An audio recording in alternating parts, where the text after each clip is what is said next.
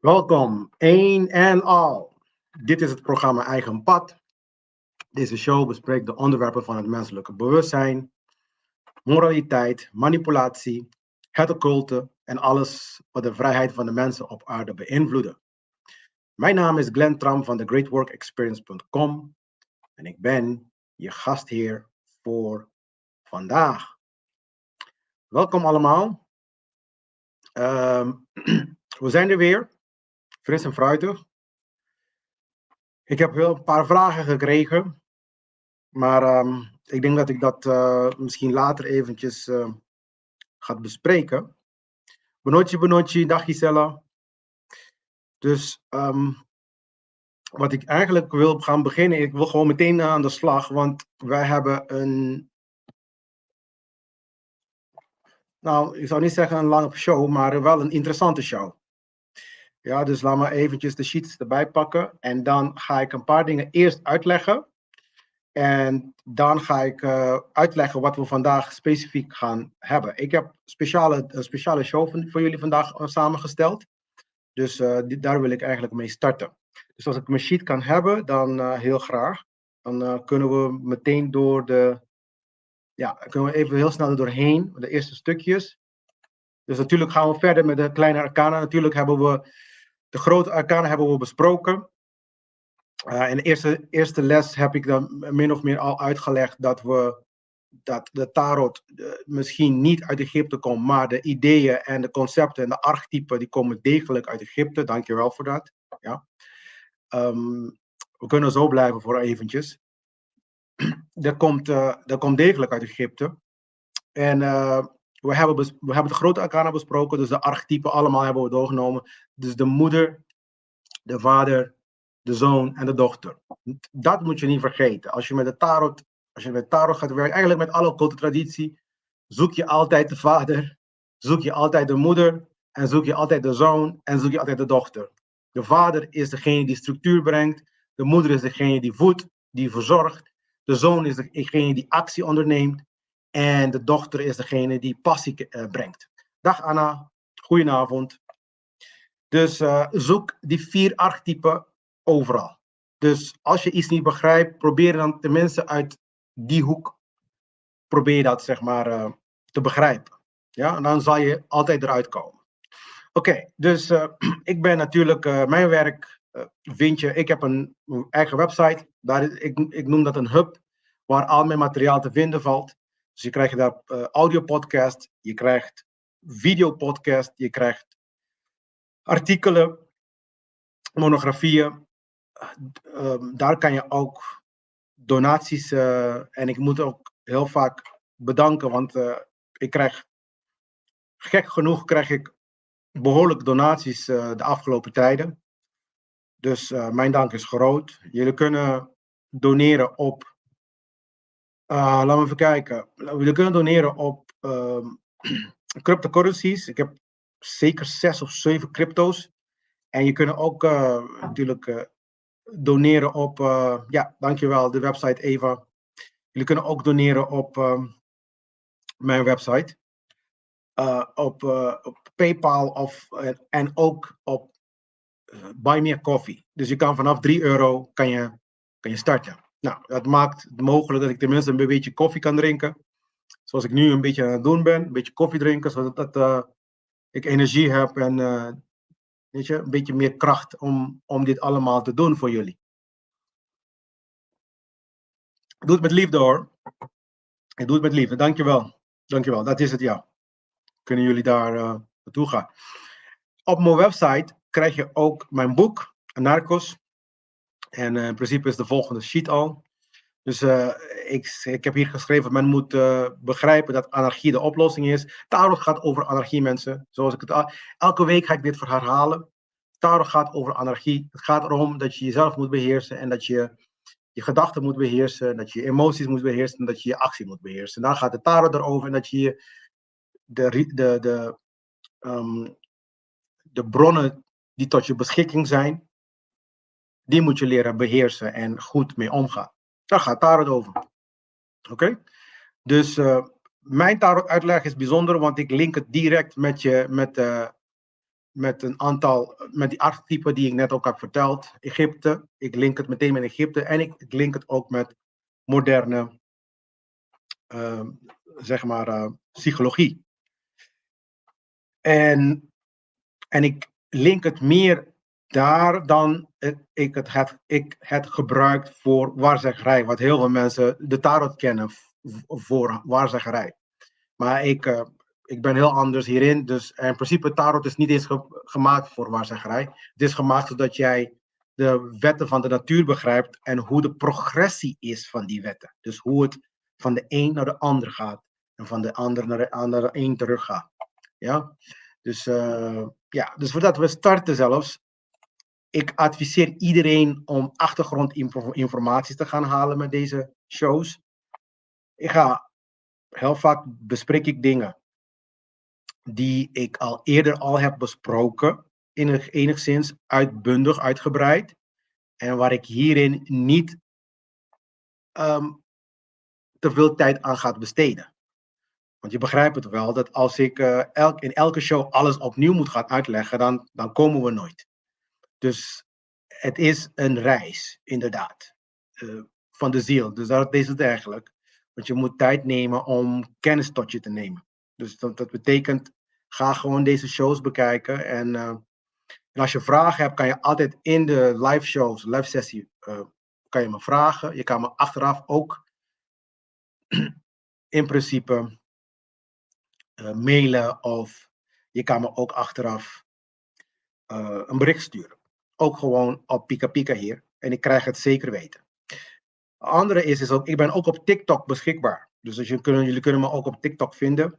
Dus ik heb nu heel weinig volgers. Ik heb ook heel weinig volgers op alle mijn social media. Dat is dan bijvoorbeeld Gilded en zo. Ik heb zoiets van, ga maar gewoon lekker volgen, tot het een beetje groeit. Dat het een beetje leven ingeblazen wordt.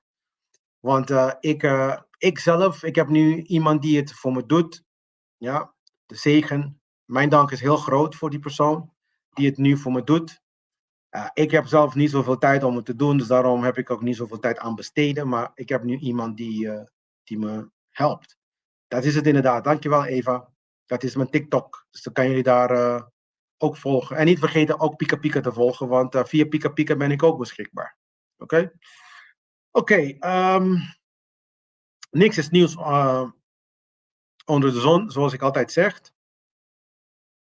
Wat ik vandaag ga bespreken was altijd zo en zal altijd zo zijn. Dat betekent ook dat het waarheid absoluut is. Dus mensen die denken dat hun waarheid en het is mijn waarheid en jouw waarheid onzin.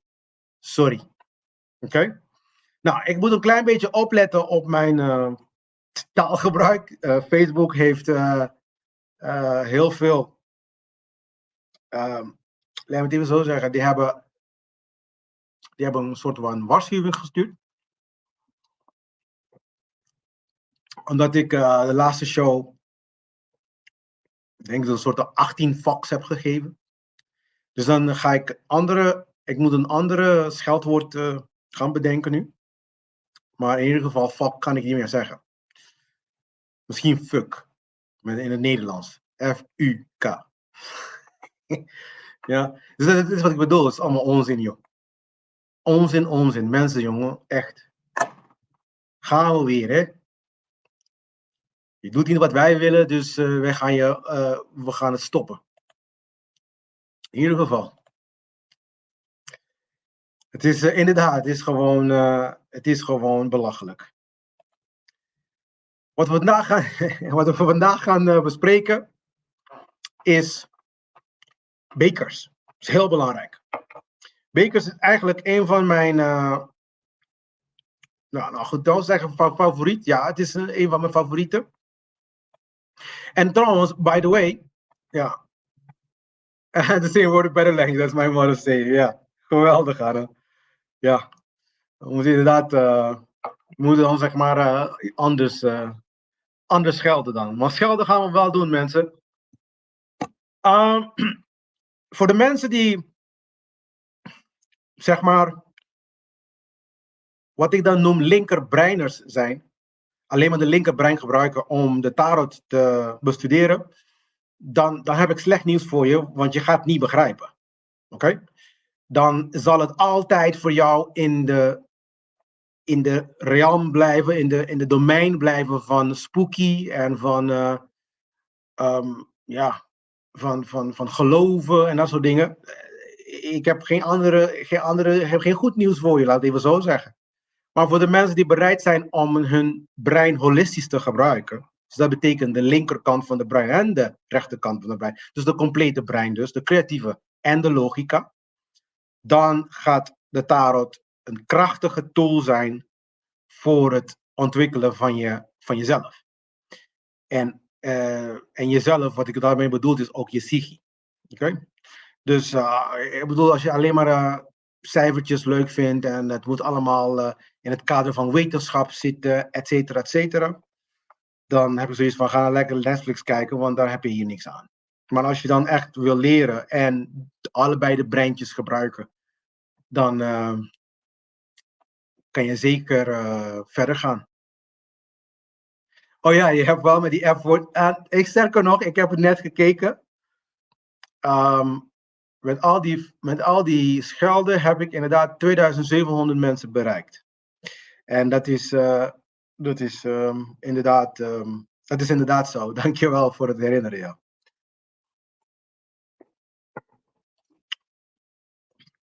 Maar het was ook ik denk dat het een pittige aflevering was. Maar goed, maar vandaag gaan we hebben over bekers. Beker gaat over water, emoties, relaties en spiritualiteit. Dus je zie je al, dit is eigenlijk wat ik meer noem de vrouwelijke energie. Ja? En zoals ik zei, de dochter, de moeder, daar gaat bekers over. Oké? Dus laten we eventjes de onderwerpen voor vandaag. Dus vandaag gaan we natuurlijk bekers, die staat voor element water, wat de sfeer van emoties, relaties, liefde en onbewust omvat. En dus we zullen dan de 14 kaarten bespreken, van as tot en met 10. Oké? En de hofkaarten, natuurlijk. Net als vorige week, maar nu voor bekers. Oké, ik wil iets uitleggen voordat we starten. En ik wil gewoon misschien dat we de sheet zelfs weghalen en mij helemaal in beeld hebben. Dus we gaan vandaag, ja, dankjewel. Dus we gaan vandaag we gaan vandaag de bekers bespreken en de bekers gaat over emoties. We gaan vandaag voornamelijk over liefde hebben. Oké? Maar, daarom is het handig om vanaf het begin te kijken. Want ik weet zeker dat als mensen in het midden gaan zitten scrollen, dat ze dit gaan missen. En dan kan ze dan volgende week of mij een mail sturen of bericht sturen. En ik weet het gewoon dat ze het niet hebben geluisterd, want ze beginnen niet vanaf het begin. Er zijn 7 verschillende primaire emoties. Het is belangrijk dat ik dit even uitleg. Het zijn 7 primaire emoties. Woede, lust, vreugde, verdriet, angst, verrassing, walging. Dat zijn 6. Ja? Ik ga al de emoties die je hier ziet ook straks, die je straks gaat zien ook op mijn scherm, die ga ik allemaal aan dit show toevoegen. Dus deze show krijg je dan al die emoties mee. Ja? Belangrijk is dat je begrijpt dat ze er zijn, wat het allemaal gebeurt. Want vandaag gaan we de stadia bespreken van deze emoties. Maar ik ga liefde gebruiken als voorbeeld. Dus, want als je dan, er zijn zeker 32 type emoties. Er zijn 7 primaire, waarvan ik je de 6 primaire heb gegeven. Al die andere, die zijn combinaties van deze 7. En tot nu toe heb ik 32 kunnen spotten. Misschien zijn er meer, maar tenminste heb je een vrijwel volledige lijst van al die emoties die je maar kan verwachten in je leven. Oké? Dus die worden dan toegevoegd. Dus we gaan vooral de emotie van liefde bespreken. En liefde, Dat is de zevende emotie. Maar het is wat ik dan noem de emotie van balans. Ja? En waarom bespreek ik de liefde en niet de andere, bijvoorbeeld 31 emoties? Omdat liefde de baas is over ze allemaal. Dus als jij met liefde kan omgaan, dan kan je met alle andere emoties omgaan. Dat is dan het hele idee erachter. Dat is de reden waarom ik liefde gebruikt als voorbeeld. Maar in principe kan je alle andere emoties gebruiken. En het is ook uniek, want heel veel mensen die denken niet zo, die hebben niet eens hierover nagedacht. Maar je kan alle emoties, kan je met de bekers, kan je in principe analyseren. Oké? Dus alle emoties, alle 32 emoties in principe kan je deze kaarten gebruiken om het te analyseren. Maar we gaan liefde gebruiken, of de relatie, dus in ieder geval iets te maken met liefde. Ja? Dus het is de emotie van balans, niet vergeten. Dit is een sleutel, is een sleutelinformatie eigenlijk. Het is een sleutel voor het hele verhaal, liefde. Ja? Maar het is echter belangrijk om te begrijpen dat de bekers in het tarot, ja, die vertegenwoordigen meer dan alleen maar de liefde. Dus ik herhaal het nog een keer, zodat mensen het niet, dat je het begrijpt. Maar er is een misconceptie, en dat is ook iets, dat is een caveat, dat is een waarschuwing die ik je nu ook al geef. Er is een misconceptie dat liefde gelijk is aan seks. Ja? Liefde is niet hetzelfde als seks. Okay? Seks is een creatieve energie. Okay? Het is een hulpmiddel voor genezing. Heel veel mensen begrijpen dit allemaal niet. Ja? Seks is een hulpmiddel voor genezing. En zoals je ook ziet, je hebt voor genezing geen seks nodig. Maar het is wel een krachtige middel om te genezen. Dus, het is niet de zogenaamde liefde. Seks is geen liefde. Ja. Maar omdat liefde balans is, liefde is balans. En genezing balans brengt, verwarren we de twee vaak en spreken we over seks alsof het gelijk is aan liefde. Ik hoop dat dit begrepen wordt, want anders,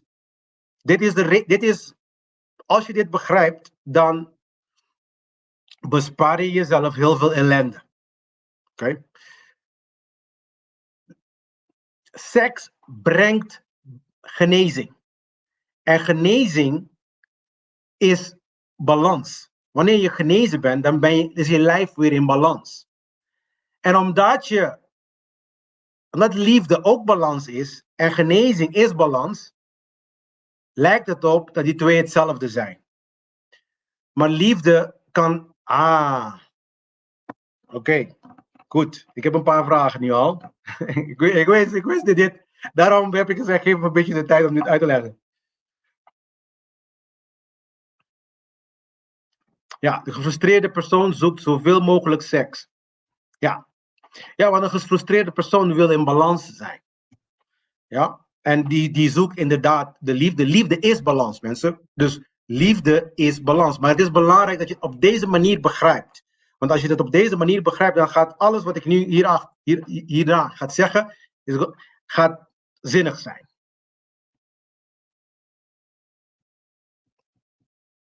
Ja. Ivanisha, je hebt gelijk. Dus bekers, ja, bekers vertegenwoordigen in principe emotie en liefde is een emotie. Oké? Dus het vertegenwoordigt de kaarten, zeker weten liefde. Ja? Maar als je de kaarten gebruikt, en dit is de reden waarom ik dit rustig uitleg. Want als je de kaarten gebruikt, je moet je staat van emotie op dat moment begrijpen. Ja? Voordat je ze gaat gebruiken. Want dan is het heel vaak die emotie die je dan moet gaan begrijpen. En niet algemeen liefde. Met liefde kan je het altijd in balans weer terugbrengen. Dus liefde is een gebalanceerde kracht. Ja? Dus seks alleen zal nooit liefde voortbrengen. Seks alleen. Ja? Maar wanneer seks wordt gebruikt om balans te bereiken, kan liefde het resultaat zijn. Dit is groot verschil van wat mensen daarbuiten geloven. En ik ga je een voorbeeld geven die dit duidelijker maakt. Als je gereept wordt, ja, als jij gereept wordt, dus iemand die ga je dwingen om seks te hebben zonder jouw toestemming, ja, ga jij mij vertellen dat daaruit liefde gaat, dat je daaruit liefde krijgt? Heel vaak resulteerde die emotie uit die verkrachting, walging bijvoorbeeld, of complexere vormen van emotie, die komen eruit. Bijvoorbeeld schaamte, bitterheid, frustratie, verwarring. Ja? Dus je kan niet praten over seks gelijkstellen aan liefde. Want als je iemand gereept wordt, dus zonder zijn toestemming, wordt hij dan, zeg maar, seks met hem gedreven, dan kan het ook andere emoties genereren. Zoals bitterheid, et cetera, et cetera. Nou, er zijn natuurlijk ook wel gevallen waar men praat over liefde. Maar dat zijn een beetje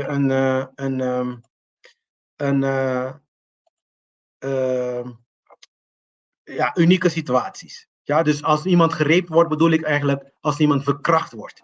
Ja? Zonder zijn toestemming wordt zijn lichaam onderheven aan seksuele activiteiten. Ja? Dan is het niet automatisch dat je liefde krijgt. Die persoon die gaat niet zomaar zeggen van, oh, ik hou van mijn verkrachter. Er zijn situaties die dat voorkomt, maar dat noemen volgens mij de Stockholm-syndroom, volgens mij noemen ze dat. Dat je dan, zeg maar,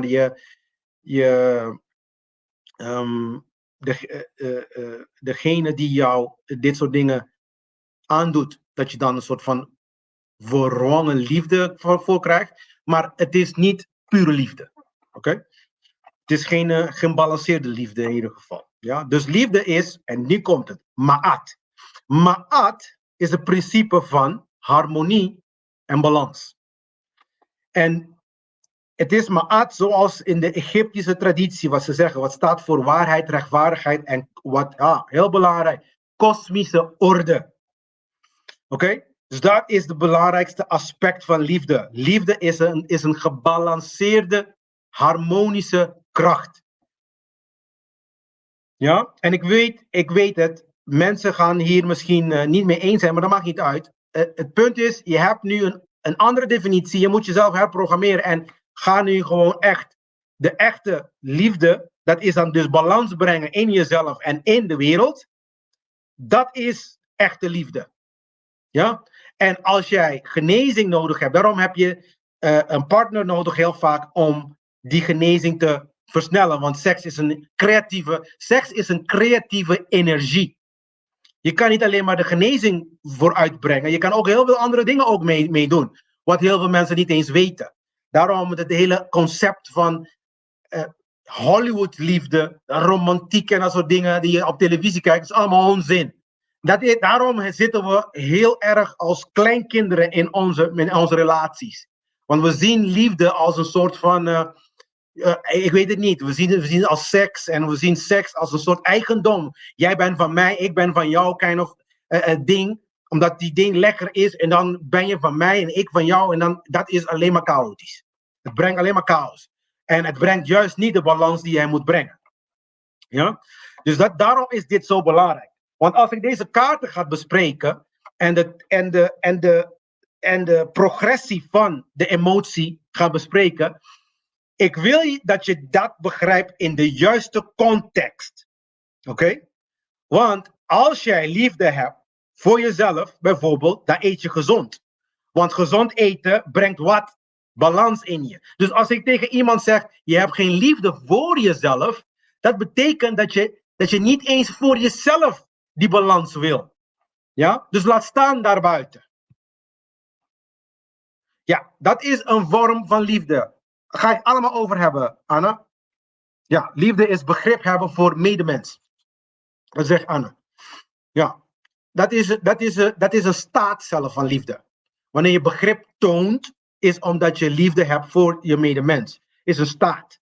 Je kan ook instructies geven in liefde. Ja, die niet altijd plezierig zijn. Die niet altijd leuk zijn. Maar het is uit liefde. die je dat doet. Dat kan ook. Ja? Dus heel veel mensen begrijpen liefde niet goed. Ze begrijpen het verkeerd. Daarom neem ik een beetje de tijd. Ja? Dus, hier wil ik zijn. Hier wil ik zijn. Ik wil niet dat je vergeet dat je gedachte, ja, je emotie, ja, verandert. Je gedachte, wat je denkt, verandert je emotie. Zo, in enigszins, je gedachte heerst je emotie. Niet vergeten, dit is heel belangrijk. Dit is een van mijn motto's van mijn website. Ja? Zo denk je, zo voel je en zo doe je. Want je gedachte heerst je emotie en je emotie heerst je gedrag. Heel belangrijk. Dus het is belangrijk dat je je emoties begrijpt en dat je je gedachten begrijpt. Want dan kan je als een mens, want anders ben je een dier, als een mens gedragen in de wereld. Oké? Dus als jij bepaalde gevoelens hebt, niet vergeten, er zijn 7 primaire gevoelens waarvan liefde balans is. De liefde is de plek van rust en vrede. Vrede. Dat is liefde. Het is de plek van rust en vrede. Het is de balans tussen al die andere emoties. Boos zijn, dan ben je even naar links. Blijdschap, dan ben je even naar rechts. Snap je dat? Dus als je een bepaalde gedachtegang hebt, die bepaalde emotie naar boven brengt, dus altijd een gedachte gaat gepaard met een bepaalde emotie. Als die gedachte die emotie naar boven brengt, vertelt die jouw emotie waar je bent. Helemaal rechts of helemaal links. Jouw taak is om een gedachte te hebben en uiteindelijk een actie uit te voeren waarvan je in het midden bent. Dat is dan liefde en vrede. Dat is een krachtige tool. Dus wat de Creator ons heeft gegeven is een krachtige tool om te gebruiken. Maar het probleem is dat de meeste mensen, ja, want als dat balans is Ma'at, de Egyptische Ma'at, orde, kosmische orde. En als je intern kosmische orde hebt, betekent je gedachte, ja, is in harmonie met de kosmische orde. Dan heb je vrede in je hart. Ik hoop dat dit duidelijk is, mensen. Ik hoop dat het duidelijk is. Ja, maar heel veel mensen die kunnen hun weegschaal van het hart, dus je emoties, niet goed lezen. Want als iets gebeurt extern, je hebt een gedachte, iets gebeurt extern, die krijg je een gedachte van en je voelt je kut. Ja? Dan heb je de tendentie om de externe ding aan te passen, zodat jij je lekker voelt. En jouw taak is juist om intern je gedachten te veranderen in harmonie, zodat je intern rust krijgt, zodat jij in balans bent. Ja? Dus je gaat niet daarbuiten dingen proberen te twisten, maar je gaat jouw gedachten anders aanpakken. Ja? Dat is heel belangrijk. Dat betekent iets is gebeurd. De enige moment dat je extern gaat handelen is op het moment dat je ziet dat kwaad in de wereld wordt gedaan. En heel vaak, niemand voelt kut daaraan. Iemand in het Verre Oosten wordt vermoord. Niemand doet niks. Iedereen gaat gewoon lekker verder met hun leven. Dat betekent, je hart wordt is gewoon kapot, of wordt het gewoon ignored. Ignore is negeren. Ja? Dus, samengevat, het gaat om het leven in overeenstemming met natuurwetten eigenlijk. Dat stelt je hart jou in staat. Het is een tool. Ja, in de kabbalistische termen is dat genade en oordeel zelf. Dus je moet ook een beetje kunnen oordelen en je moet ook een beetje genade doen. Dit is wat jij bedoelt, Anna. Genade, mededogen met je medemens. Ja? Maar je moet ook kunnen oordelen. Dat is het ene wat heel veel mensen vergeten. Ja, je mag niet oordelen, Glenn. Je mag niet oordelen. Natuurlijk mag je oordelen. wij zijn hier om niet alleen maar liefde te geven, maar ook te zeggen van dat is fout. Je moet je gedrag aanpassen. Want je doet heel veel mensen pijn. En pijn doen is niet volgens Ma'at, is niet volgens de kosmische orde. Doden is niet volgens de kosmische orde op die manier. Hè? Mensen gewoon zomaar klakkeloos hun leven van hun weghalen. Dat is oordeel, ja. En dit is het probleem. Wij moeten ons mond openmaken, ja, uit liefde en zeggen dat is fout. Ja, maar goed en fout is allemaal subjectief, klein, subjectief. Nee, het is een objectief.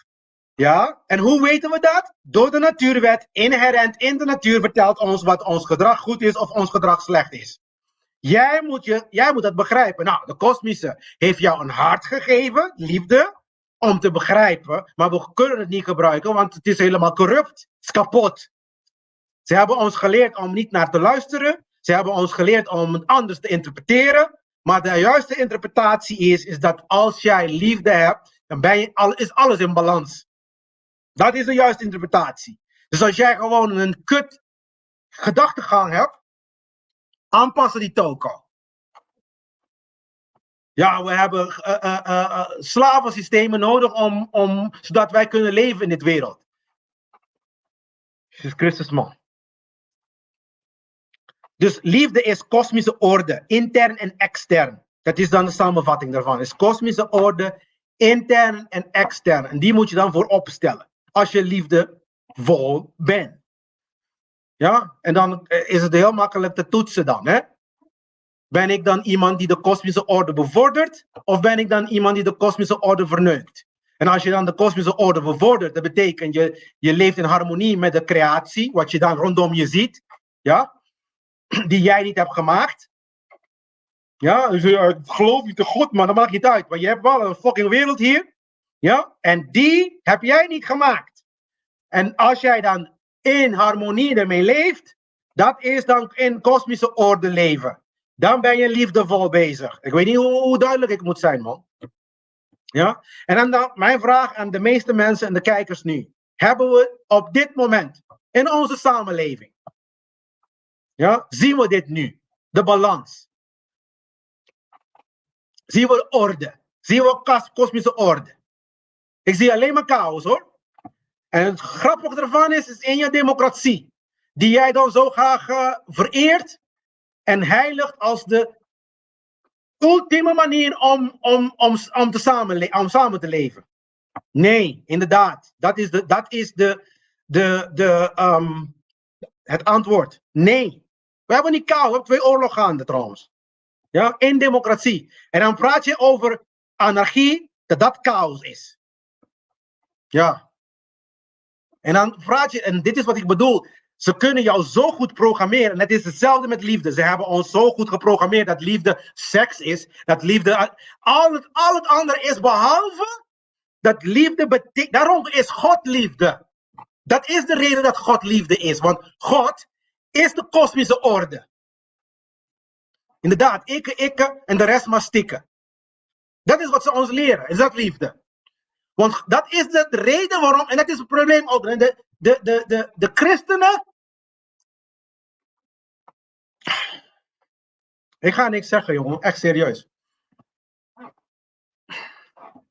Ik probeer het echt, jongens. Ik probeer het echt. Maar het is gewoon. Er is ook een stukje van een beetje je eigen hersenpan gebruiken soms, hè? Als je zegt God is liefde, dit is wat ze bedoelen. In de orde van zijn creatie. Als je dan zogenaamd gelooft dat God dit creatie heeft gemaakt, dat je gedrag in harmonie is met zijn creatie. Ja? En dan hoef je niet eens in God te geloven, man. Hoef je niet eens in God te geloven. En laat me jou één ding ook zeggen trouwens. Want we hebben het toch over de oorlog. Laat me het even heel snel, want dit is de vragen die ook zijn gekomen eigenlijk naar mij toe. Want mensen wouden dat ik mensen wouden dat ik eigenlijk een bijbelserie doe. Nou, ik vind het niet erg, want ik kan het zo in elkaar flansen. Want ik heb de hele stomme fucking Bijbel gewoon van kaft tot kaft gelezen. En niet één keer ook, verschillende keren. En ik heb verschillende malen, zeg maar, vragen gehad, bij pastoor gekomen. Ze kon het niet uitleggen, die lul. Ja. Want ze zijn zelf niet ingeverst, die sukkels. Ja, ze gaan helemaal naar fucking scholen. En dan kunnen ze niet eens een paar standaard vragen stellen. Ja, Adam en Eva hebben kinderen gekregen. En daarna, wat is er dan gebeurd met die kinderen? Met wie gingen ze dan paren? Oh, dus hebben we natuurlijk incest daar dus gaande. Nee, er waren andere mensen die rondlopen, lul. Dus waar komen die andere fucking mensen? Die vragen komen erop. Maar dat kon het me niet uitleggen natuurlijk. En pratend over de oorlog, want we hadden het over de oorlog en deze oorlog, de eerste oorlog is tussen Israël en Palestina. En ik wil het wel eventjes bespreken, want normaal gesproken probeer ik dan zeg maar geen partij en ik ben nu ook geen partij, niet partijdig. Ik ben nog Israël, nog Palestina, want beide zijn slavensystemen. Want als de ene oorlog uitwint, dan bouwen ze slavensystemen daarna. Als die andere de oorlog wint, bouwen ze ook de oorlogssysteem. Maar ik ga jou één ding uitleggen, zodat jij dit heel duidelijk, het is heel makkelijk. En dit kan je dan meteen laten uitleggen wat liefde is, ja of nee. Oké, dan kan je meteen uitleggen, meteen begrijpen. Dus je hebt die oorlog. In de Bijbel, en dit is iets dat de Joden zelf in hun eigen Bijbel, de Hebreeuwse mensen, of de Joden, maakt niet uit, in hun eigen Tanakh hebben gezet. Dat hun het land van Kanaän hebben veroverd. En ik weet niet hoor, maar als je een beetje je verstand erbij zet, veroveren betekent stelen. Ja? Hetzelfde zegt, Nederland heeft de eilanden veroverd. Nee, veroveren betekent stelen. Ze hebben het gestolen en het is steeds in de handen van degene die het hebben gestolen. Het is stelen. Ja, maar Glenn, het is duizenden jaren geweest. Mijn god. Dus als je buren je televisie 1000 jaar geleden heeft gestolen, na 1000 jaar beschouw je het niet meer als stelen. Lul. Hoe lul kan je zijn? Als je iets steelt vandaag, dan moet je dan begrijpen dat je het hebt gestolen. Dit is liefde. Je begrijpt dat je het hebt gestolen. En je gaat dan zeg maar je gedrag veranderen in harmonie met de kosmische wet. Dat is liefde. Niet wat ze doen. Proberen te schuilen en hulp vragen over de hele wereld. Europa hulp vragen, iedereen hulp vragen. En nee, Palestina, ik ben ook niet voor je. Want als jij dan zogenaamd de oorlog verdient, of als je die oorlog wint, dan ga je weer een fucking regering opzetten die slaven handelt. We moeten gewoon stoppen met slavenhandeling. En dit is allemaal slavenhandelen. En klaar. Punt, basta, einde fucking verhaal. Want ga me niet vertellen dat als je... Daarom moet je psyche begrijpen, je hart begrijpen, je acties begrijpen. Want dat is het niet. We weten het niet en we zoeken papa en mama buiten. Papa is de regering, mama is religie. Zie je dat? En dan moeten we zoeken voor het buiten. En papa en mama moeten intern zijn. Hoe verder gaan, man? 5000 jaar zijn we bezig met deze bullshit. Moet doodgaan, terugkomen. Moet je zelf die onzin vertellen, man. Jezus Christus, man. In hun eigen boek staat geschreven dat ze het hebben veroverd. Dus gestolen. Dat is allemaal niet zo moeilijk, hoor. Wat je moet doen is gewoon fucking teruggeven. En dan zeg je van, sorry, ik ga het niet meer doen. En trouwens, de Israëlieten waren nooit op slaven. Ik heb de boeken van Egyptenaren heb ik bestudeerd. Er was nooit over Israël slaaf zijn. Dit zijn gewoon politieke boeken, man. Al die Bijbels, allemaal politieke boeken. Ik ga het wel bespreken een keertje. Ja? De koninkrijk van David was niet eens een koninkrijk, was gewoon een kleine eilandje, man. Een kleine wijkje. Hun eigen professor heeft dat ook gezegd. Je moet kijken naar, hoe noem je dat? Unearthed. The Bible Unearthed.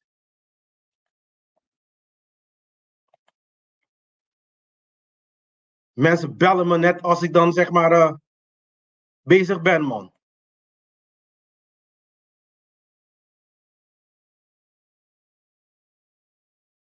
Ik weet niet wat dat is nou. Iets zit er. In ieder geval, we gaan terug. Bampokopoko, ja, echt hè. Anders krijg je hartaanval, man. Maar het is gewoon te zot voor woorden soms hoor. Het is niet echt, het is niet leuk meer. Het is gewoon niet leuk meer. En het is allemaal zo duidelijk als ik weet niet wat. Ik weet niet waarom mensen het niet kunnen inzien. En het is gewoon frustrerend soms. En ik doe gewoon mijn best hier om mensen gewoon uit te leggen dat dit soort dingen, niet alleen maar dat, gewoon, we moeten wegstappen van deze dingen. In ieder geval, laten we even verder gaan, mensen. Dus ik heb hier sheet. Ik ga mijn sheet erbij pakken nu weer. Ik hoop dat dat duidelijk is. Ik hoop dat duidelijk is ook wat liefde is. Want dat is wat ik bedoel met liefde. Dus wat ik nu eigenlijk zeg daarmee is, want ik heb natuurlijk ging helemaal tekeer. Wat ik daar bedoelde is eigenlijk dat wij nu helemaal geen liefde hebben. Want we hebben geen balans in de wereld. Ja? Dus die liefde die je denkt die je hebt voor de wereld of voor de medemens, is niet compleet. We moeten nog harder werken. We moeten nog meer uit onszelf halen. En nog meer doen om die te bereiken. Dus hier heb ik een lijst van alle emoties erop gezet. De primaire emoties, blijdschap, verdriet, angst, woede, verrassing, walging. En natuurlijk liefde als gebalanceerde, dankjewel. De gebalanceerde aspect van emoties. En dan heb je dan secundaire emoties. En dan heb je ook zeg maar de complexe emoties. Zoals bittersweet, nostalgie en dat soort dingen. Het zijn best wel complexe emoties. Het is belangrijk dat je weet wat het is. Het is belangrijk. Dus ik ga gewoon verder nu. Ik hoop dat het duidelijk is. Ik heb dit ook uitgelegd vorige week. Dat van as tot 10 wat het betekent, zijn de stappen van liefde. Ik ga nu de emoties, de stappen van emoties dan. Hè. En in mijn sessie nu, de stappen van liefde. Oké? Ik weet zeker dat jullie het leuk gaan vinden, joh. En de hofkaarten betekenen de kwaliteiten die je moet hebben. Oké? Dus de hofkaarten zijn de page, of de schildknaap. Je hebt de ridder en je hebt de koning en de koningin. Ja, dat zijn de vier archetypen weer. Hoofdarchetypen. En waarom het belangrijk is, omdat ik heb ook vorige week uitgelegd, als je dit begrijpt, dan begrijpen ze allemaal. Maar je gebruikt natuurlijk de as tot 10 om te weten waar je bent. Dus in terminologieën van gebeurtenissen, events, etc. En je gebruikt natuurlijk de hofkaarten. En soms zelfs je kan zelfs de major arcana. Dus je gaat een aparte sessie maken, zodat je de major en de minor en de major arcana bij elkaar brengt. Ja, bij elkaar smelt. En dan vervolgens de waarzeggerij aspect daarvan. Ja, ga ik 1 show van maken. Na deze, ik moet nog 2 shows doen. En daarna ga ik dat even voor jullie doen. Ja? Maar als jij alleen maar over het aspect van emotie zit, dan moet je dan zeg maar de 10 kaarten, dat zeg je waar je bent, in terminologieën van events en gebeurtenissen. En dan heb je de hofkaarten, die je vertelt welke kwaliteit je intern moet hebben. Moet je enthousiast zijn, moet je met volle passie en liefde iets tegemoet gaan, et cetera. Ja? En natuurlijk kan je dat combineren. Hè? Dus je kan natuurlijk alle kaarten met elkaar combineren. Dus ik praat over de kleine arcana nu. Dus je kan zwaarden ook met cups en je kan met de wandelstok, zeg maar. En je kan het met pentakels. Dus je kan allemaal met elkaar combineren. Maar in ieder geval, dan begrijp je dat. De as tot 10 stappen, staten en hofkaarten zijn altijd kwaliteiten. Als je dat begrijpt, dan ben je er. Ja, nou, gaan we starten. Dus de as van beker symboliseert een nieuw begin op het gebied van emoties. Vooral van emoties. En hier heb ik ook gezegd liefde. Ja. Dus als je dan zeg maar een nieuwe vonk hebt gekregen, een nieuwe liefde, maakt niet uit wat het is. Het kan voor iemand anders zijn, maar het kan ook voor iets anders zijn. Ja, het heeft te maken met die emotie. Het heeft niks te maken met een andere persoon zelfs. Oké? Dus je ziet daar de hand uit de hemel weer. Elke idioot kan zien dat dat de hand van God is. Ja, die reikt uit met. Dus dat geeft je ook aan waar de bron van emoties zijn.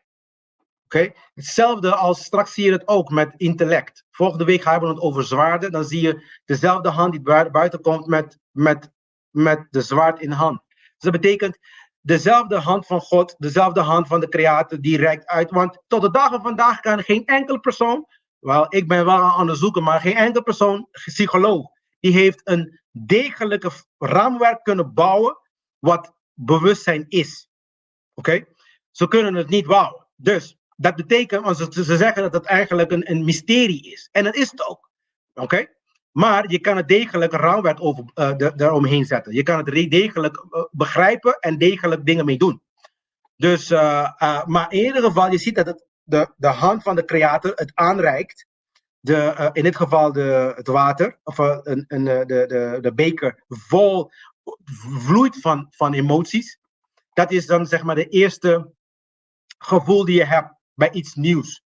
En heel vaak heb je het bij cadeautjes. Kinderen hebben heel vaak bij cadeautjes hebben ze dit. As van bekers. De as van bekers. Ja? Dan voelen ze dan zeg maar of als ze dan bijvoorbeeld in een snoepwinkel rondlopen. Kinderen die kunnen niet tegen dat gevoel. Het heerlijke gevoel van iets nieuws.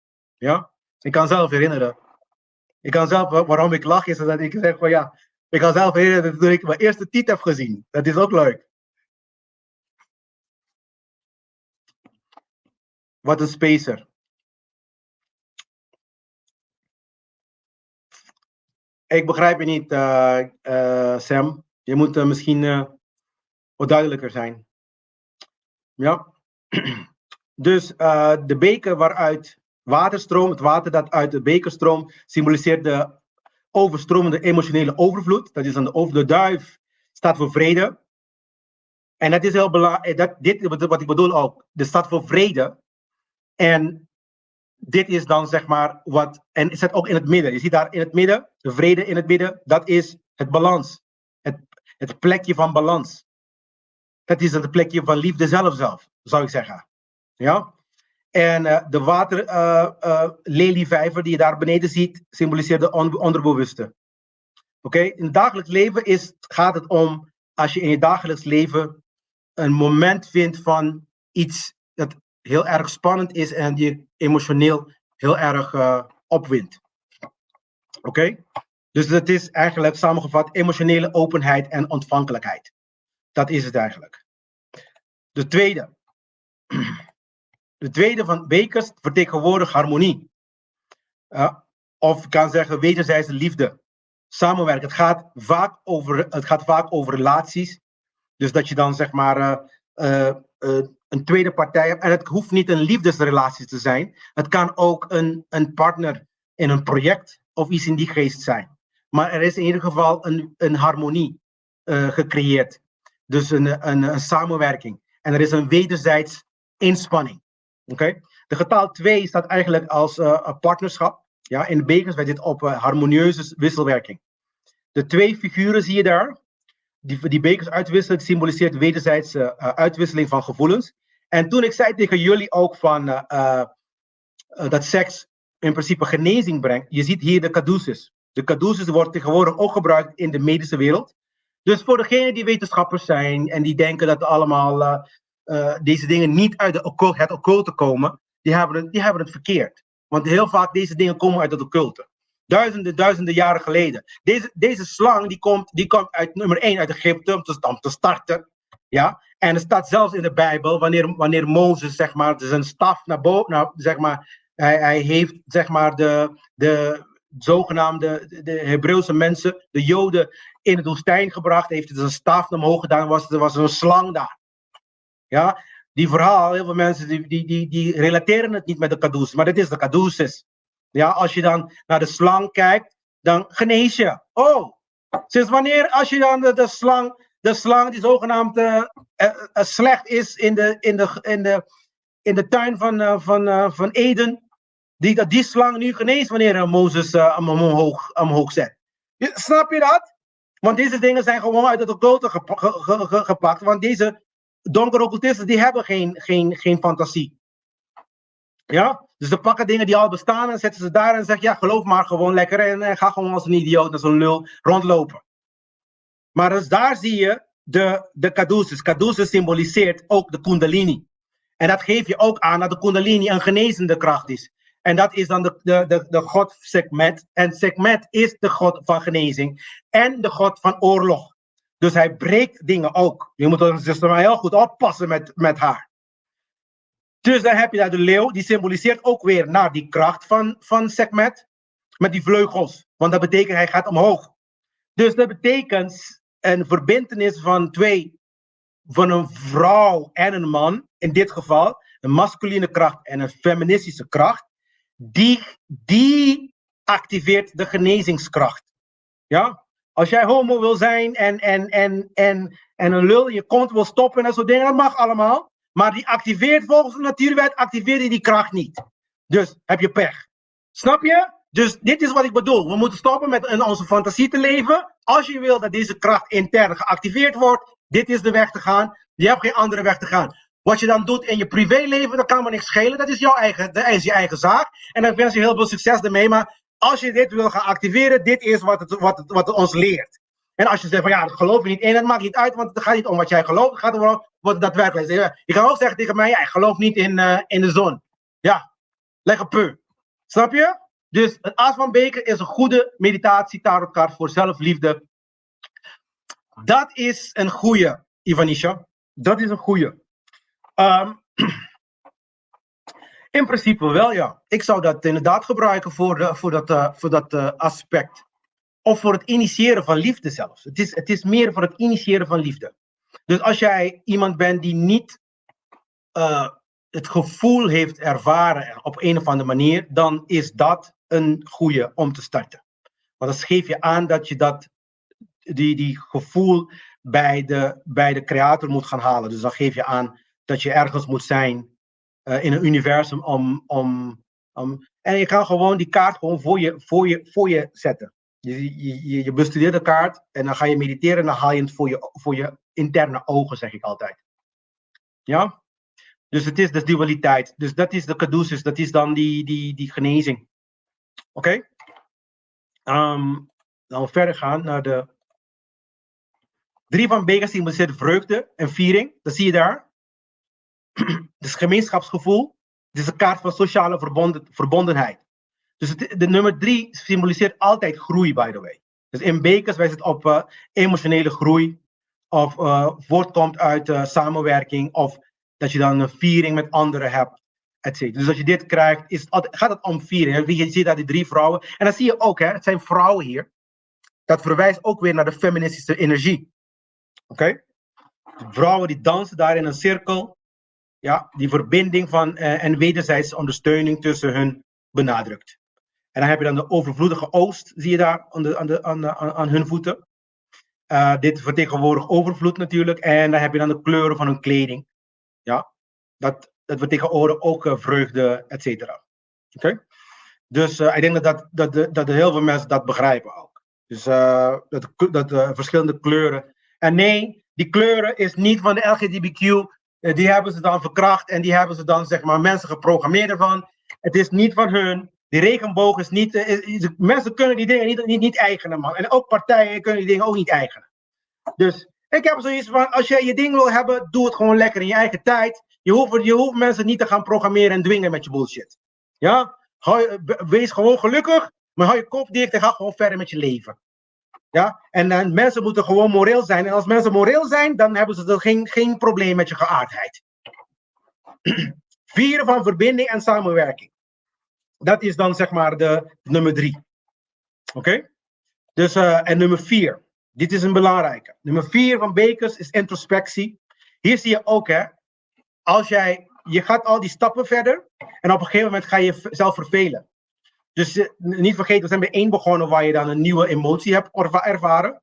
Dan heb je dan, zeg maar, misschien zelfs iemand waarbij je harmonie mee brengt. Of je verbindt met iemand met die emotie. Dan creëer je vreugde door die verbintenis, zeg maar, te multipliceren met een derde persoon. Dan krijg je verveling. Op een gegeven moment komt verveling in het traject van emotie. Dus er is altijd een moment van verveling. Ja? En dan zie je daar een hand uit de lucht weer komen en met een beker. En aan die persoon die daar zichzelf verveelt, uitreiken. Zeg maar, zittende figuur onder de boom daar, die symboliseert de introspectie en afkeer van de buitenwereld. En dan de hand die dan de nieuwe beker aanbiedt, dat symboliseert de nieuwe kans of aanbod. Die genegeerd wordt heel vaak. Dus heel vaak, als wij gewoon aandacht besteden, dan komt er een nieuwe kans. Ja, en de 3 bekers voor hem deze bekers symboliseren de 3 voorste bekers natuurlijk. Die symboliseren al de ervaren en wat er al ervaren was, zeg maar, in de 3 eerste kaarten bij wijze van spreken. Dus de getal 4 is stabiliteit, maar in het kader van bekers kan dit wijzen op stagnatie of emotionele blokkade. Dus je kan niet verder, omdat je emotioneel geblokkeerd bent. Ja? Deze kaart laat zien dat iemand diep in zijn emoties verzonken is en moeite heeft om een nieuwe kans of mogelijkheden op te merken. Oké? Dus we moeten echt goed opletten hiervoor. In het dagelijkse is het natuurlijk dat je dan geblokkeerd voelt in je leven. Nummer 5 is een donkere.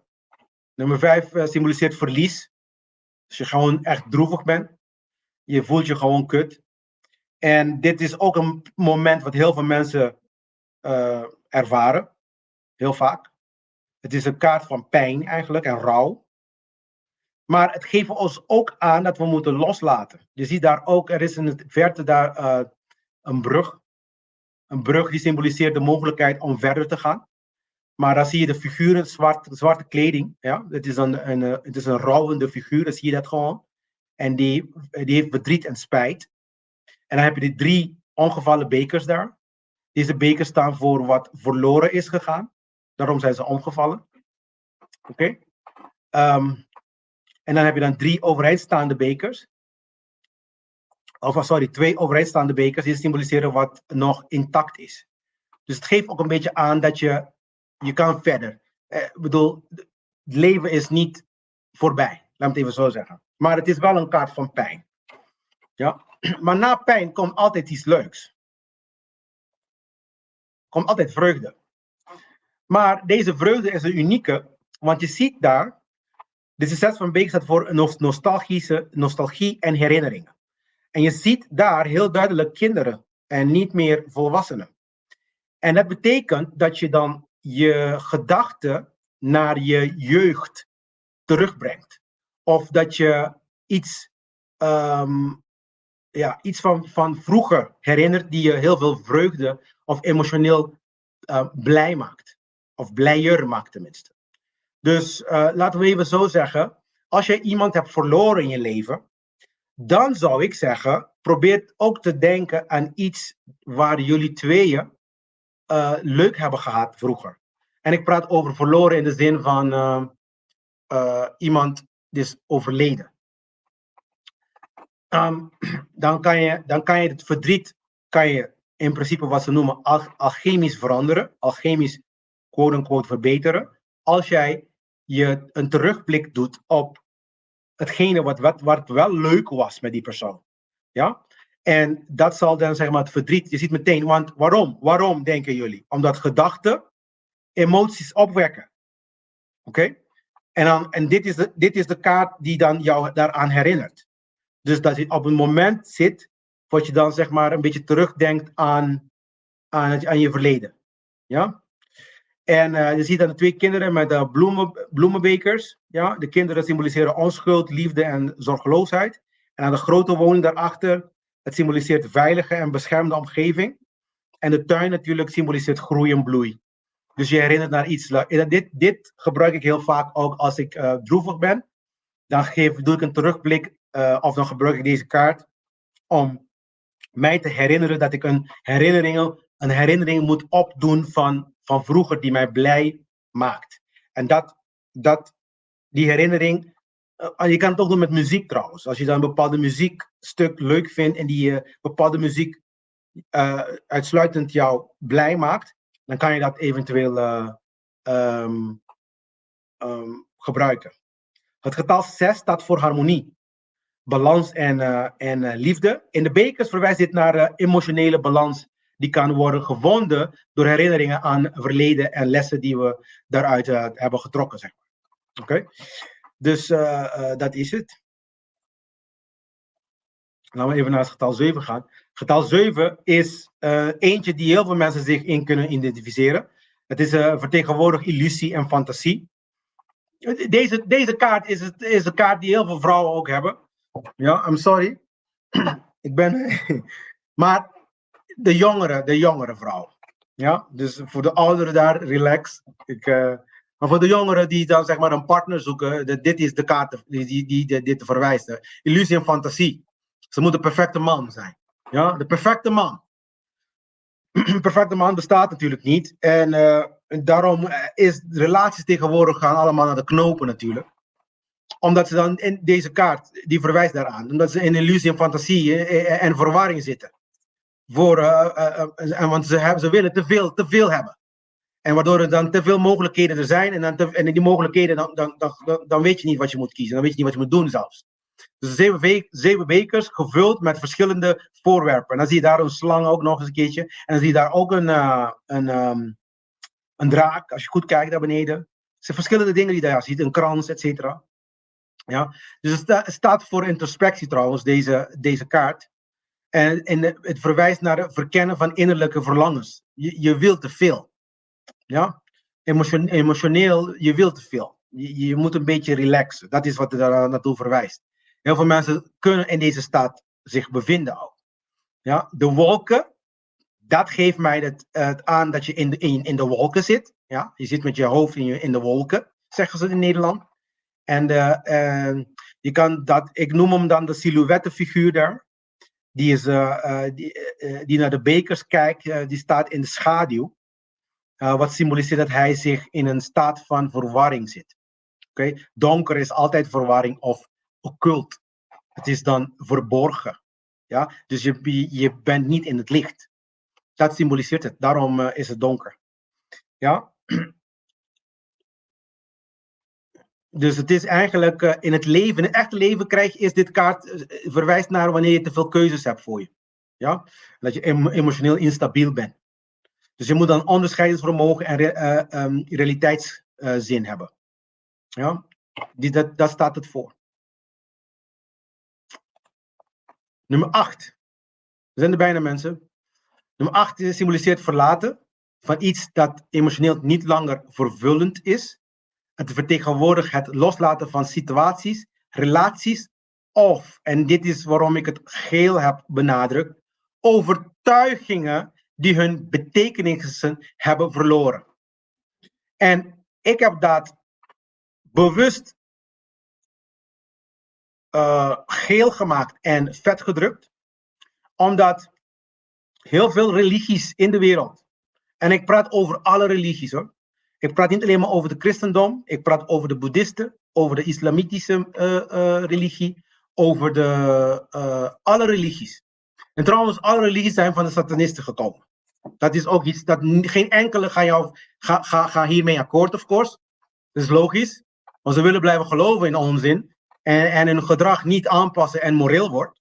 De meeste mensen zijn zo. Maar alle religies ze weten niet eens waar die ding vandaan komt. Het zijn allemaal mensen die dat hebben geschreven hoor. Ja? Die zogenaamd geïnspireerd door God is. Ja, God inspireert ook de koning van Nederland om te schrijven dat je naar hem moet luisteren. Letterlijk Romeinen in de Bijbel. Het heet niet zomaar Romeinen. Hè? Want ze zijn voor de Romeinen gecreëerd. Hetzelfde als je nu zeg maar een boek maakt en het staat in de Bijbel en het heet de Nederlanders. Ja, en je begrijpt wel hoe het werkt. En dan in Romeinen staat ook toevallig, hè, quote-unquote toevallig, dat God de koning heeft gekozen voor zijn mensen.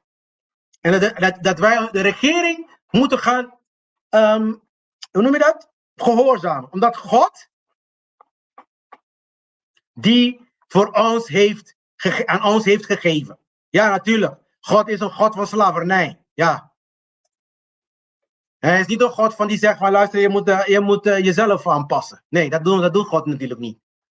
Dus dat is het om juist mensen. We moeten gewoon loslaten van deze domme overtuigingen en beginnen te begrijpen het pad van goddelijkheid zelf. Hoe je zelf En dan als jij zelf jezelf aanpast, dan kan je met je medemens samenleven. Dan heb je niet iemand anders die jou vertelt hoe je je moet gedragen. Dat is het hem juist. Dat is de reden waarom heel veel mensen denken dat deze instanties nog steeds geldig zijn. Maar het probleem is dat hun creëren de chaos. Waardoor de mensen nooit, en nog een keertje nooit veranderen. Misschien moeten we inderdaad een soort quote-unquote, wat jullie noemen dan chaos leven. Zodat we dan heel snel gaan leren ons te gedragen.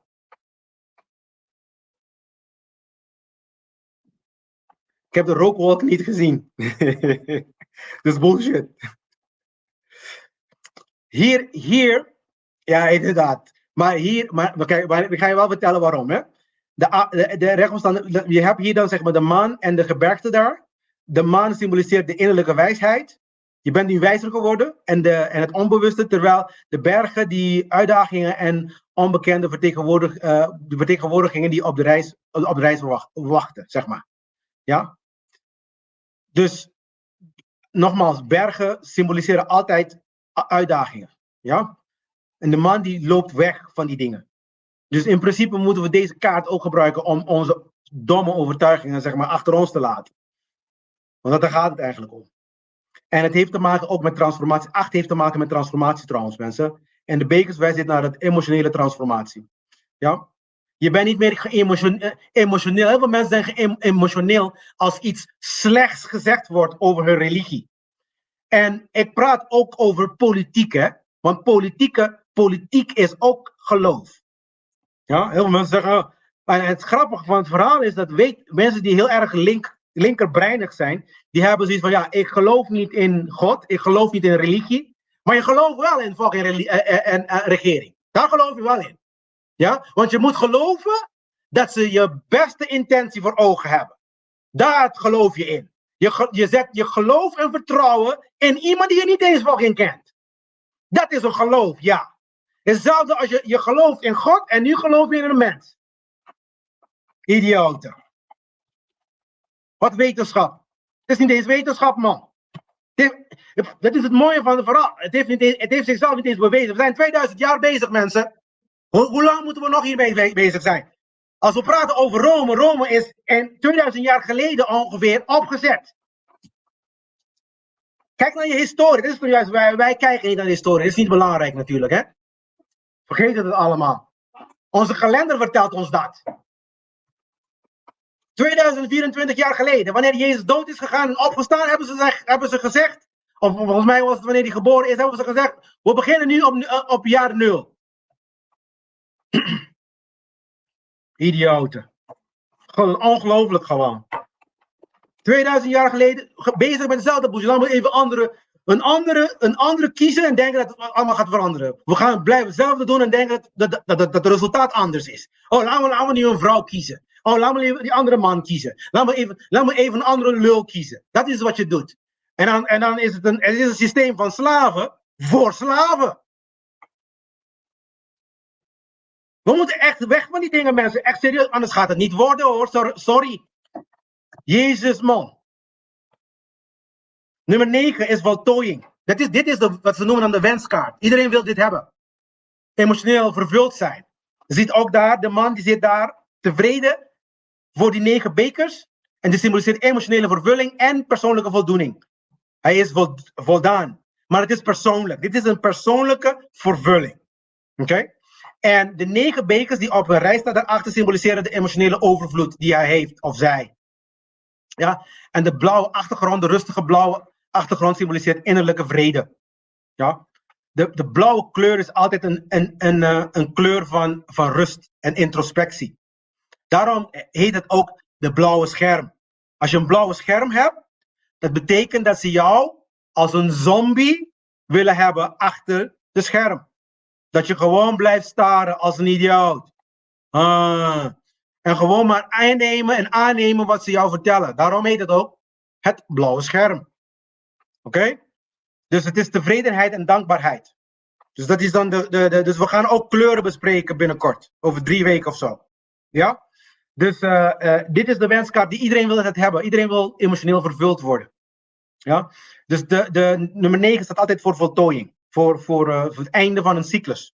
Dus dit is en trouwens, dit heb ik vorige keer niet gezegd.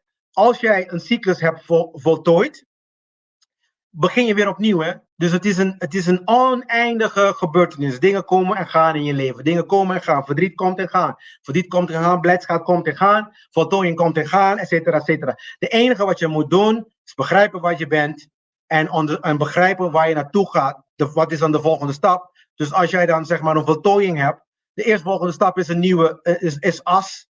Het is dan vervolgens weer een nieuwe gevoel en dan ga je weer de hele rattenplan weer verder. Ja, en dan kom je weer terug tot voltooiing en dan gaan we verder. En dan zo groei je ook emotioneel. Het is een oneindige groei. Begrijp je dat? Maar mensen beginnen niet eens hieraan. Sommige mensen zijn duizenden jaren verder en anderen zijn niet eens 2 stappen verder. Ja? Dus het is tevredenheid en dankbaarheid. Nummer 10, dit is een mooie en deze is eengene die ik het leukst vind. Op het moment dat jij, ja, voltooiing hebt, moet je niet daarbij houden. Hè? Nummer 10 is voltooiing, maar in de brede zin. Dus een vrede en harmonie in de samenleving. Dit moeten we hebben, dit hebben we niet. Dus hier zijn we nog niet. Ja? Dus het is vrede en harmonie, maar in de grote zin. Dus dan praten we over, zie je daar het gezin en onder de regenboog? Nee, het is niet geen LGBTQ regenboog. Dit is gewoon normale regenboog die de creator daarin heeft geplaatst. Ja, met die 10 bekers van emoties. Want het duidt aan ultieme vreugde, ultieme harmonie.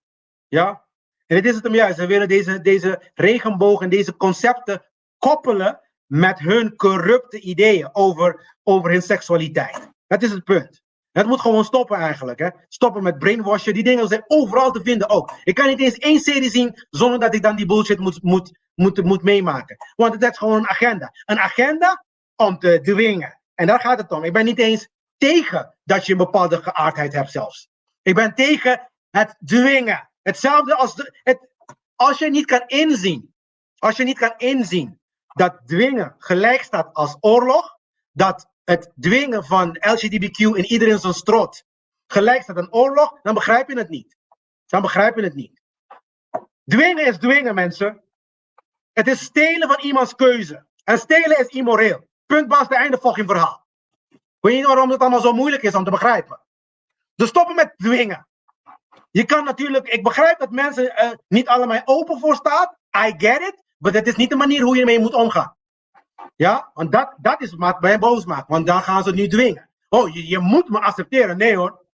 Ik hoef niemand te accepteren. Trouwens, laat me het even anders uitleggen. Als je gay bent, dan is het allemaal prima hoor. Meer vrouwen voor mij. Het is allemaal geen probleem hoor.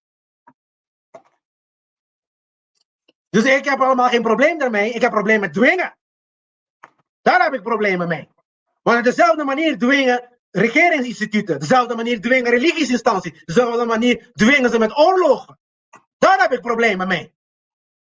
Oh Glenn, je bent weer boos. Je bent weer boos. Ja, we zijn immorele mensen, man. En dan moet gewoon stoppen een keertje. Je bent homofoob, Glenn. Je bent homofoob. Lul. De hofkaarten. Laatste 4 en dan ben ik klaar. We praten hier over... en hier heb ik de page. Aan de linkerkant, helemaal boven daar. Dan zie je daar de linkerkant. Heb ik daar de page. Een meisje van gemaakt. Een dochtertje. Zie je dat? Ik heb het vervangen. Ik heb het toch wel veranderd. Want ik heb gezien dat het toch wel beter is als we het...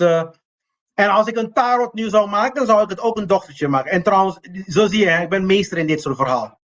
Dus ik kan gewoon zeggen, ik ga mijn eigen tarotkaart bouwen. En dan kan ik gewoon zeggen van, ik ga het veranderen. Ik ga daar gewoon een meisje zetten. En klaar. Want ik ben een occultist en ik ben een magier, ja.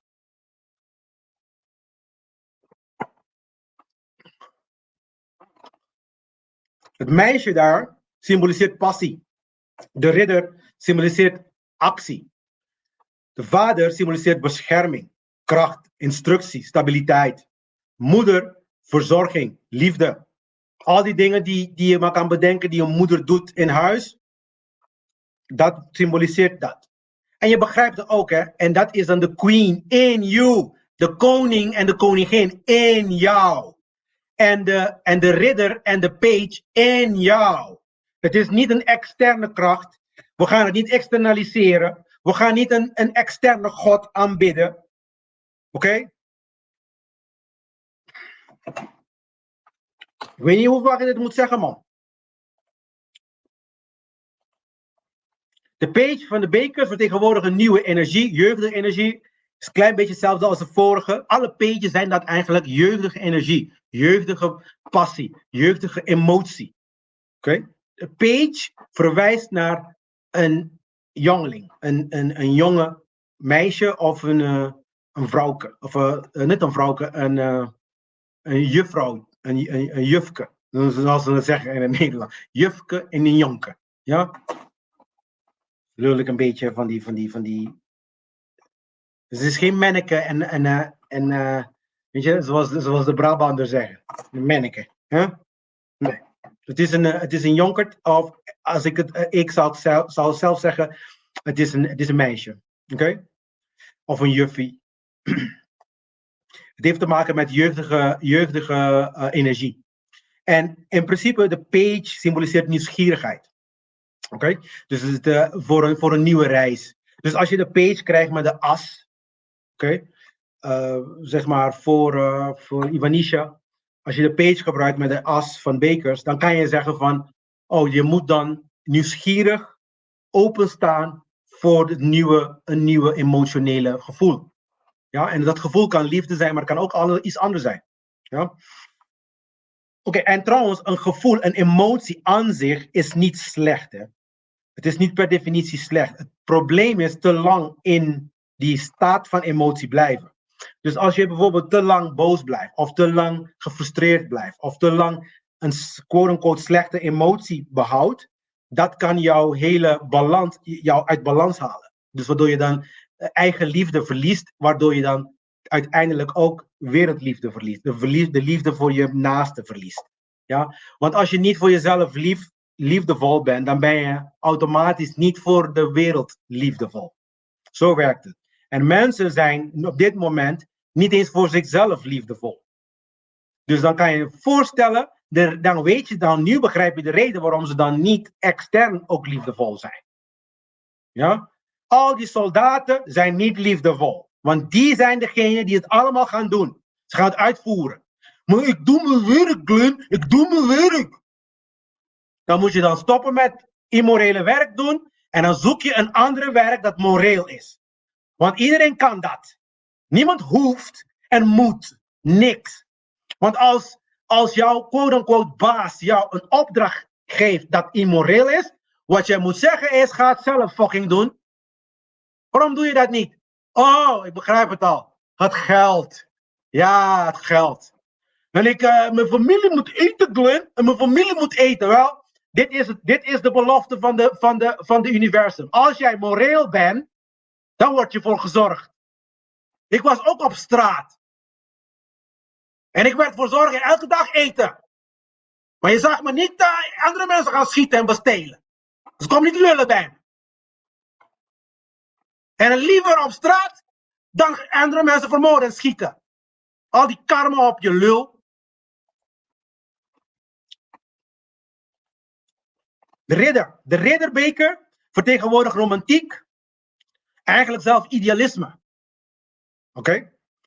De ridder is altijd een tricky kaart. Voor mij is het een hele. Je moet oppassen met de ridder. Het meestal verwijst naar iets goeds. Maar. Je moet oppassen. Je moet niet zomaar de ridder zeggen, oh ja, ik moet het doen. Want de ridder die moedigt je eigenlijk aan om actie te ondernemen. Dat is de ridder. Actie meteen te ondernemen. Dus in het kader van de bekers zegt hij eigenlijk van, volg je hart. Oké? Dat is wat hij zegt. Laten we eventjes de symboliek. Dus de ridder met de beker die de ridder voor zich houdt, symboliseert zijn zoektocht naar liefde en emotionele vervulling. De witte paard is de puurheid. Is altijd paard in de wit is altijd puur. De rivier die hij oversteekt symboliseert emoties en onbewuste. Ja? Hij is bereid door zijn gevoelens heen te navigeren om zijn doel te bereiken. Oké? Dus de ridder is een krachtige kaart. Dus het heeft te maken met door je gevoelens heen gaan. Dat betekent de ridder van bekers. Door je gevoelens heen gaan. Ja? En ook heel vaak actie ondernemen op basis van je hart. Je hebt een nieuwe vonkje ergens, een nieuwe liefde ergens. En je krijgt dit kaart. Verwijst het dat je meteen die relatie moet gewoon gaan achtervolgen. Ja, dus dat zegt de ridder. De ridder zegt, volg je hart. Alleen, ik heb een caveat, een waarschuwing, die eraan zit. We moeten met wijsheid doen. Oké? Emoties volgen met wijsheid. Altijd. Maar het is iets goeds, je hart volgen. Het is niet altijd slecht, in ieder geval. En dus dat emotionele idealisme is dat. Dit is de moeder, dit is no-brainer. Dit zijn de twee laatste mensen, daar gaan we stoppen. De koning van de bekers vertegenwoordigt mededogen. Dus dat betekent liefde. Dat betekent ongeconditioneerde liefde. Dat betekent mercy. Dat betekent... En dan zit er ook een stukje wijsheid daarbij. Want je moet mededogen en emotionele wijsheid. Dat is dat. Ja, dan zie je daar de koning die in de beker kijkt. De koningin kijkt aandachtig in de beker, in haar beker. En de schelpen op de troon, die symboliseren haar verbinding met de elementen. De kalmte, de kalme zee, ja, vertegenwoordigt haar emotionele stabiliteit. Hier moeten we naartoe trouwens. Mensen moeten emotioneel stabiel zijn. Oké? In het algemeen. Als wij dan bijvoorbeeld naar de eilanden gaan, of in Zuid-Amerika gaan, je begrijpt, iedereen die dan van die eilanden komen en vanuit Zuid-Amerika komen, die begrijpen wel wat ik bedoel. Ja? Of soms, die mensen zijn gewoon te emotioneel. Tegenwoordig zelfs mannen. Ja? Omdat, ik weet het niet, volgens mij zijn ze geen mannen meer. Maar goed, dat is een ander verhaal. Ja? De koningin van bekers, momenten waarop we onze intuïtieve en emotionele leiderschap moeten gebruiken. Ja? We moeten emotioneel volwassen worden. Oké? Dus, en dat kan je alleen maar als je je emoties begrijpt. En dat kan je alleen maar als je begrijpt wat liefde is überhaupt. Want liefde is degene dat alle emotie uiteindelijk tot balans weer brengt. En daarom is dit kaart, zal ik zelf zeggen, het is de liefdeskaart. Het is de kaart die de balans brengt. Want je bent nu stabiel en je bent nu wijs. En je kan je emoties balanceren. En dat kan je alleen maar met liefde. Dus het is de liefdekaart. Oké? En de koning, dit is een mooie. Dit is dan de... En heel veel mensen zeggen van je moet niet oordelen. Maar dit is de oordeel. De koning altijd, een koning, de koning één hier natuurlijk, die is altijd een oordeler. Die oordeelt. Ja? En elke oordeel die je maakt, moet op basis van natuurwetten zijn. Dus dat betekent dat je je tijd moet besteden om te begrijpen wat natuurwetten zijn überhaupt. Oké? Maar je oordeelt op basis van daarvan, niet op basis van mensenwetten. Dat zijn niet belangrijk. Ja, ik kan net zo goed al die bibliotheek van al die wetten in de prullenbak gooien. Ja? En begin moreel te zijn. En dan zal je zien dat je dan al die boeken allemaal niet nodig hebt. Ze zijn allemaal bedoeld zodat de satanisten een oneven, laten we zeggen, omgevingen creëert. Daarom krijg je bijvoorbeeld in een ene domein, of laten we zeggen, in een ene land, andere regels dan andere land. Ook al doet de persoon dezelfde, zeg maar, criminaliteit. In het ene land wordt het vervolgd, in een ander land wordt het niet vervolgd. Ja? Het heeft te maken dat heel vaak de reden waarom ze dat in een andere land niet vervolgen, is dat omdat er niet gelijksoortige regels zijn in een andere land. Dat is de reden. Ja, er is geen andere reden. Ja? Ook al heeft die persoon iets quote-unquote slecht gemaakt in hun ogen, als het in de ogen van de andere land niet slecht is, wordt hij in die land niet vervolgd. Dat is de reden. Er zijn andere redenen voor. Ja? En een andere reden kan zijn dat die persoon die het wil vervolgen geen geld heeft. Maar dat is een ander verhaal. Goedenavond. Goedenavond, Magdalena. Ja? Dus de koning symboliseert oordeel. Oké? stabiliteit, doch compassievol leiderschap. Dus dat betekent, ik ben in mijn oordeelstoel heel vaak. En ik weet dat mensen vinden dat niet leuk soms.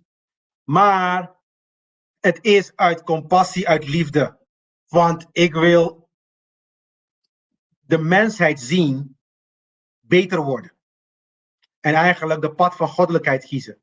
Dus jezelf moreel tot een moreel persoon. Want dat heeft baat voor iedereen. Nu met de systemen die we hebben alleen maar de mensen in de wat ze dan noemen, de hoogte van de piramide, die hebben baat bij. Ja? Wij zijn nu slaven en we moeten het maar doen en ze stelen maar gewoon elke dag van ons en wij laten het allemaal toe. Ze laten ons immorele dingen doen en wij laten het allemaal doen. Wij doen zelf ook immorele dingen. Snap je? Denken dat we het allemaal goed bedoelen. Oorlog voeren is nooit goed bedoeld. Klaar. Slavernij is nooit goed. Klaar. En als deze instanties slavernij in stand houden, dan zijn ze niet goed. Klaar.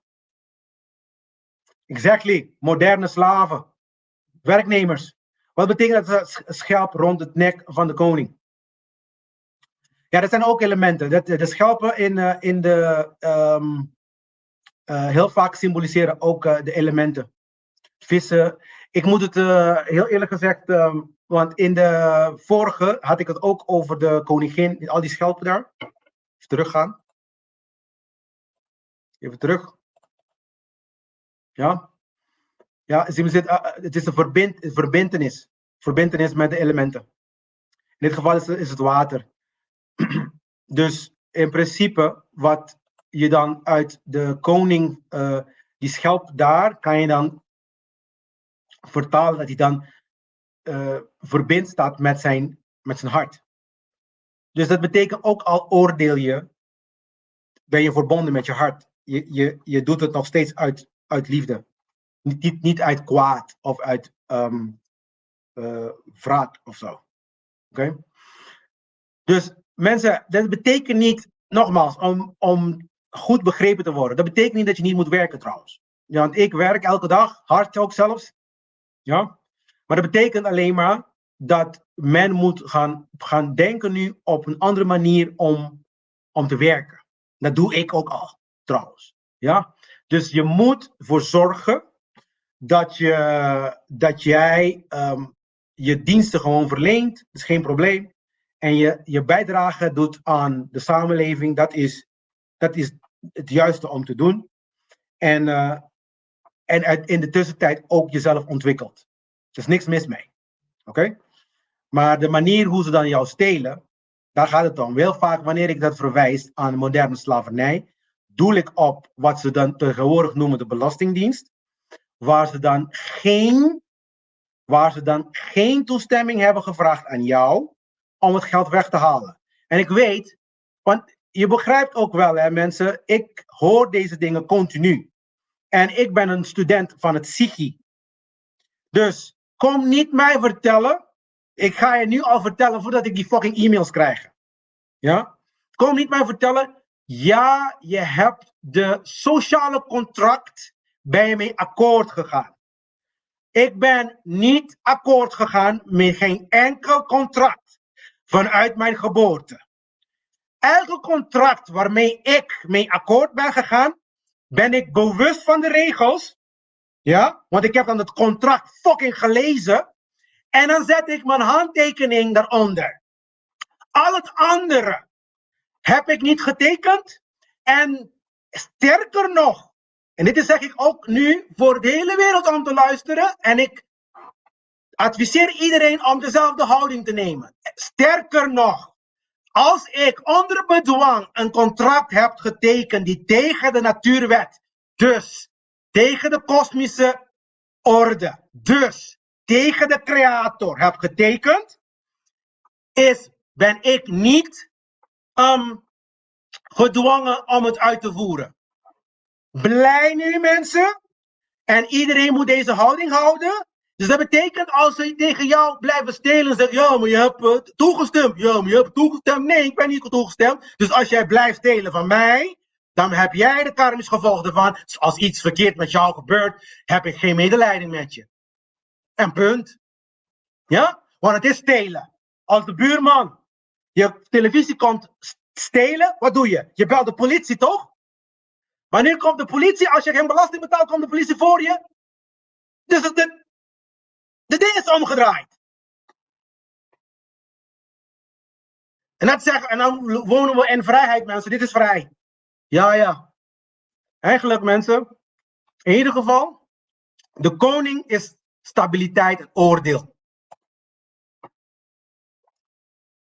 Volgende week gaan we naar de reis natuurlijk, want de zware heeft te maken met intellect, communicatie en waarheid, conflicten. Wordt een hele mooie weer, geloof me maar. Jezus Christus, man. Dit is het pad wie ik wil dat we volgen, man. Het pad van goddelijkheid en evolutie. Word een beter mens. Word een betere mens. In ieder geval, mensen, dat was het voor vandaag. Ik ben blij dat jullie er zijn. Altijd dankbaar. En ik hoop dat vandaag naast mijn gezeik natuurlijk ook wat lessen hebben, dat jullie wat hebben geleerd. Want dat is dan de bedoeling. Nogmaals, deze sheets zijn te vinden, gekoppeld aan al mijn uitzendingen. Dus je kan ze allemaal vinden, mensen. En ik ga ook de lijst van de emoties allemaal erbij zetten. Oké, ja. Ja, echt. Maar zoals ik altijd zeg, mensen, prettige avond verder. Ja.